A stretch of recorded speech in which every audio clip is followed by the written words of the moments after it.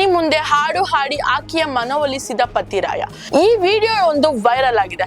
ಗಂಡ ಹೆಂಡತಿ ಜಗಳ ಉಂಡು ಮಲಗುವ ತನಕ ಎನ್ನುವ ಮಾತಿದೆ. ಆದರೆ ಈಗ ಕಾಲ ಬದಲಾಗಿದೆ. ಉಂಡು ಮಲಗಿದ ಮೇಲೆ ಶುರುವಾದ ಜಗಳವು ಡಿವೋರ್ಸ್ ಹಂತಕ್ಕೆ ತಲುಪಿದೆ. ಹೀಗಾಗಿ ಸಣ್ಣ ಪುಟ್ಟ ವಿಷಯಕ್ಕೆ ಡಿವೋರ್ಸ್ ತೆಗೆದುಕೊಳ್ಳುವವರ ಸಂಖ್ಯೆಯು ಹೆಚ್ಚಿದೆ. ಕೆಲವರು ಕೊನೆಯ ಹಂತದಲ್ಲಿ ತಮ್ಮ ನಿರ್ಧಾರವನ್ನು ಬದಲಾಯಿಸುವ ಮೂಲಕ ಡಿವೋರ್ಸ್ ಇಂದ ಹಿಂದೆ ಸರಿಯುವುದನ್ನು ನೋಡಬಹುದು.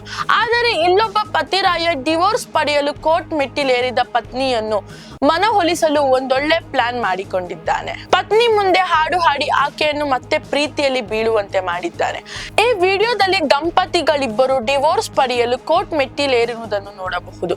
ಈ ವಿಡಿಯೋದಲ್ಲಿ ದಂಪತಿಗಳಿಬ್ಬರು ನಿಂತಿರುವುದನ್ನು ಕಾಣಬಹುದು. ಆದರೆ ಪತಿ ಮುಖದಲ್ಲಿ ಬೇಸರವಿದ್ದು ಈ ವೇಳೆಯಲ್ಲಿ ಪತಿಯು ನಾಸಿಕತೆರ ಬೆಂಜಿನ್ ಹಿಂದಿ ಹಾಡನ್ನು ಹಾಡಿರುವುದು ಕಾಣಬಹುದು.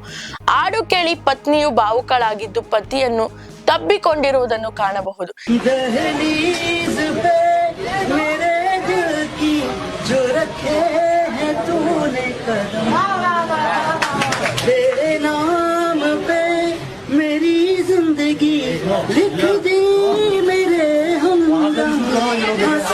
मैंने जीना जीना कैसे जीना ना सीखा जीना तेरे बिना.